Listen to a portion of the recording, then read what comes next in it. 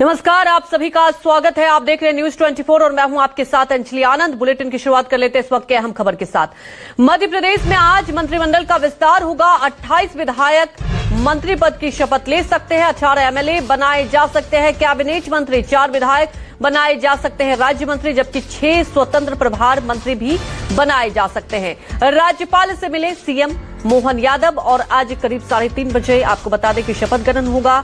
हमारे सहयोगी विपिन श्रीवास्तव लाइव जुड़ चुके हैं। विपिन, देखिए 3 हफ्ते लग गए, अब मंत्रिमंडल का विस्तार होगा।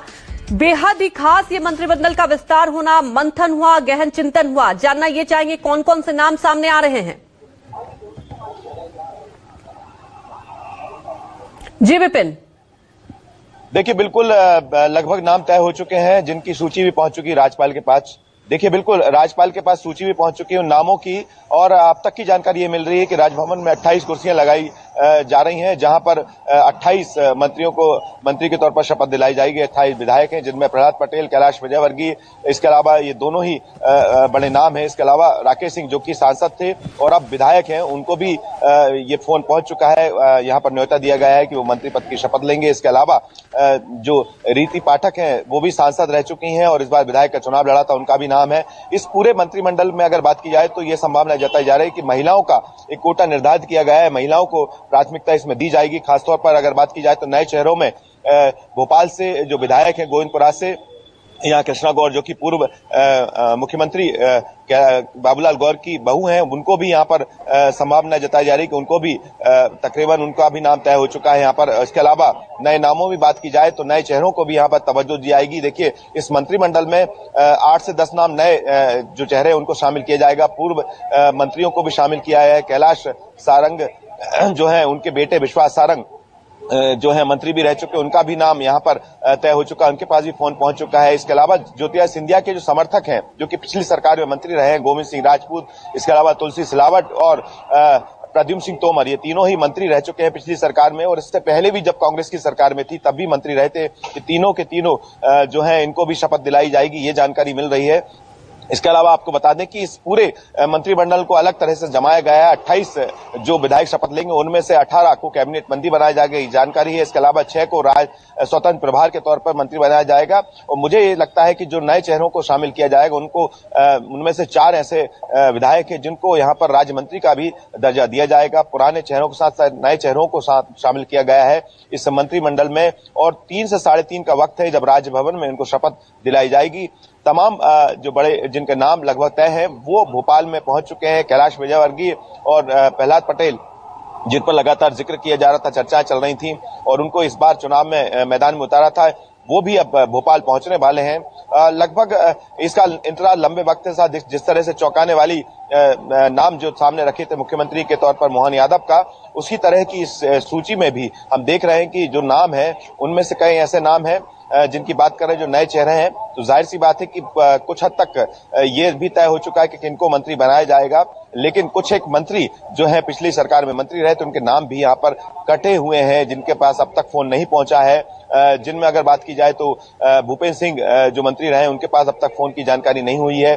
और बाकी और भी नाम ऐसे हैं जिनको शायद इस बार मौका नहीं मिलेगा मंत्रिमंडल में, लेकिन कुछ नई जमावट यहाँ मुझे लगता है कि देखने को मिलेगी। और जाहिर सी बात है कि मंत्रिमंडल का जो विस्तार होगा, उसमें अब जो विभागों का बंटवारा होगा इसके बाद, वो भी देखना गौर करने वाली बात होगी। क्योंकि मध्य प्रदेश में बड़े चेहरों की बात की जाए तो प्रहलाद पटेल, कैलाश विजयवर्गीय, ये बड़े चेहरे हैं जिनको कौन सा विभाग सौंपा जाएगा। चूंकि पिछली सरकार में मध्य प्रदेश के गृह मंत्री रहे नरोत्तम मिश्रा इस बार चुनाव हार चुके हैं।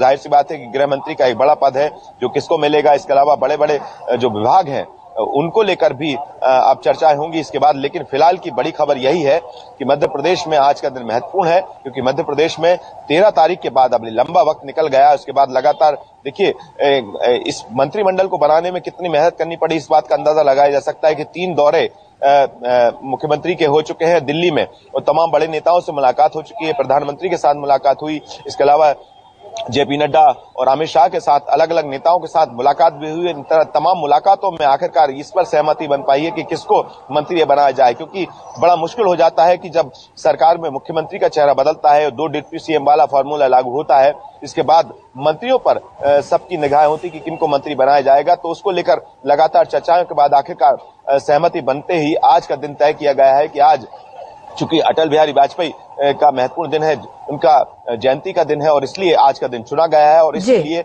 आपको बता दें कि 3:30 बजे राजभवन में शपथ ग्रहण समारोह होगा और इनमें जिन चेहरों की हम बात कर रहे हैं, जिन नामों की बात कर रहे हैं, उनके नाम लगभग तय हो चुके हैं। नए चेहरों में मैं आपको यही बताना चाहता हूं कि 6 से 7 महिला जो हैं वो मंत्री बनाए जा सकती हैं और इनमें अगर बात की जाए जैसे कृष्णा गौर, इसके बाद राधा सिंह का भी नाम चल रहा है जो कि विधायक हैं। जो नए चेहरे हैं उनकी बात कर रहे हैं, उनको भी महिलाओं को तवज्जो दी जा सकती है। प्रतिमा बागड़ी का भी नाम चल रहा है जो कि महिला है, महिला कोटे से आती है। तो महिला कोटा जो है, मुझे लगता है कि इस बार मंत्रिमंडल में पूरी तरह जमावट की गई है, ताकि जो आरक्षण की बात करते हैं कि महिला आरक्षण की बात करते हैं, तो राजनीतिक तौर पर महिला आरक्षण की झलक इस बार मंत्रिमंडल में भी आपको मध्य प्रदेश के देखने को मिलेगी, जिनमें महिलाओं को एक बड़ी जिम्मेदारी यहां पर देखी जा रही है।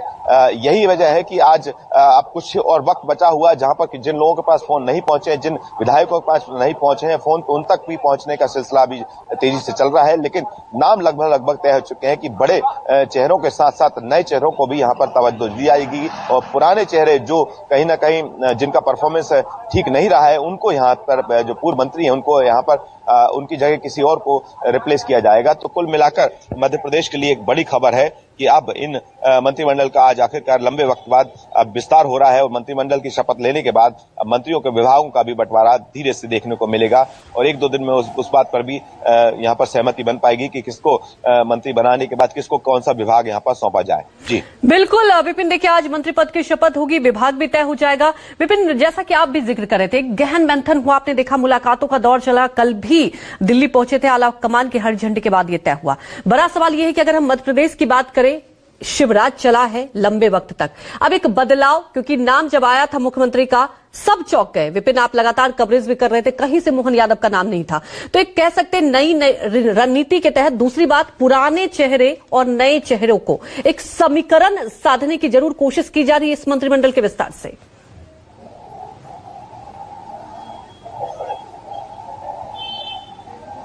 बिल्कुल, इन चेहरों के साथ साथ एक बात और गौर करने वाली बात है कि इस बार जातिगत समीकरण को भी और क्षेत्रीय समीकरणों का पूरा ख्याल रखा गया है। इस मंत्रिमंडल में जिन नामों को हम चर्चा कर रहे हैं, जातिगत तौर पर ओबीसी की बात की जाए तो ओबीसी चेहरे के तौर पर जैसे अगर बात की जाए तो भोपाल से कृष्णा गौर ओबीसी चेहरा है, महिला भी है। तो इस तरह के जो पूरे समीकरण बिठाले गए मंत्रिमंडल को लेकर। नए नामों की बात की जाए तो मेरे पास अब तक कुछ और नाम भी आए हैं, जिनमें चेतन कश्यप नए चेहरा है, पहली बार से विधायक है। राधा सिंह जो महिला कोटे से आती हैं, उनको भी यहाँ पर नाम चर्चाओं में है कि संभवतः वो भी मंत्री पद की शपथ लेंगी। इसके अलावा प्रतिमा बागड़ी का भी नाम चल रहा है, मैं आपको बता दूं। तो ये वो नाम है जिन पर लगभग सहमति बन चुकी, जो मंत्री पद की शपथ लेंगे। इसके अलावा देखिए अलग अलग तरह के अगर बात की तो आदिवासी जो है उन चेहरों को भी शामिल किया जाएगा, जिसमें शरद कौल का भी नाम चल रहा है कि उनको भी मंत्री बनाया जा सकता है, उनका भी नाम लगभग तय माना जा रहा है। नए चेहरे के तौर पर है। साथ में आदिवासी, ओबीसी और ब्राह्मण, ये तमाम जो जातिगत तौर पर जो समीकरण हमको देखने को मिले थे, जो जैसा कि चुनाव में भी देखने को मिला था। और मंत्री जब मुख्यमंत्री का जहां पद दिया गया मध्य प्रदेश में, चाहे मोहन यादव की बात की जाए, यादव के साथ साथ ओबीसी चेहरा साधने की कोशिश की गई थी। इसके अलावा जो डिप्टी सीएम बनाए गए, जिनमें से एक एससी वर्ग से आते हैं और दूसरा ब्राह्मण समाज से आते हैं, राजन शुक्ला, दोनों ही डिप्टी सीएम हैं। इसके अलावा अब जो मंत्रिमंडल में हम देख रहे हैं कि बड़े चेहरों को तो जगह देनी ही, जिस पर चर्चा चल रही थी, चाहे बात की जाए कैलाश विजयवर्गीय, इसके अलावा प्रहलाद पटेल, ये बड़े चेहरे हैं जो सांसद के तौर पर जब विधायक का चुनाव लड़े। राकेश सिंह की बात की जाए या सीधी से रीति पाठक की बात की जाए, ये उन चेहरों को तो जगह देना ही है, लेकिन पुराने चेहरों को भी आगे बढ़ाना है। पुराने सीनियर जो मंत्री हैं जिनका अच्छा परफॉर्मेंस रहा है, चाहे कैलाश, इसके अलावा विश्वास सारंग की बात की जाए या फिर जो सिंधिया समर्थक, जिनका मैं 3 मंत्रियों के नाम ले रहा हूं जो पूर्व मंत्री भी रहे हैं, प्रद्युम्न सिंह तोमर, इसके अलावा गोविंद सिंह राजपूत और तुलसी सिलावट, ये इनकी जगह यहां पर तय मानी जा रही है। इसके अलावा नए चेहरों में और जातिगत तौर पर भी सभी के समीकरण बिठाले गए ताकि अगले 2024 के लिहाज से अगली रणनीति तरह तैयार की जाए, एक मैसेज भी यहां पर पहुंचे। और जातिगत के साथ साथ क्षेत्रीय समीकरण अलग अलग, जैसे विंध्य की बात की जाए, विंध्य, मालवा, इसके अलावा मालवा निमाड़ और बुंदेलखंड, इन तमाम जगहों को भी तवज्जो दी गई है। देखिए पिछले मंत्रिमंडल में हमने अलग अलग जगह देखा कि पिछली सरकार में शिवराज सरकार थी, उस वक्त विंध्य से प्रतिनिधित्व करने के लिए कोई चेहरा नहीं था।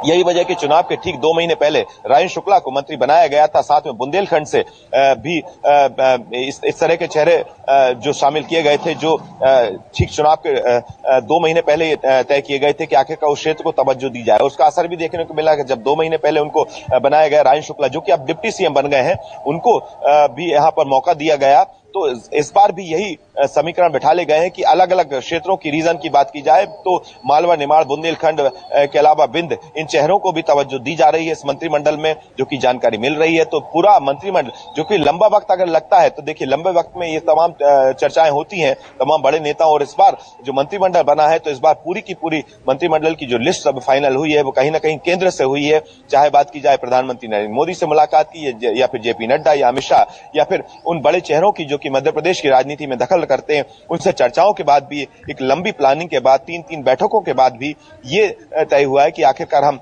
क्षेत्रीय और जातिगत समीकरणों को, और बाकी अगर किसी तरह की कोई विरोध की स्थिति ना बने, किन चेहरों को जहां पर जगह नहीं दी जाएगी उनको कैसे यहां पर सेट किया जाएगा, ये सारी चर्चाओं के बाद ये लगभग फाइनल नहीं हुआ है। बिल्कुल विपिन, जैसा कि आप जिक्र कर रहे हैं और कई नामों के बारे में आपने यहाँ पर बताया, तो इससे साफ जाहिर होता है विपिन कि हर समीकरण को यहाँ ध्यान दिया गया है। हमारे साथ जुड़ने के लिए आपका शुक्रिया।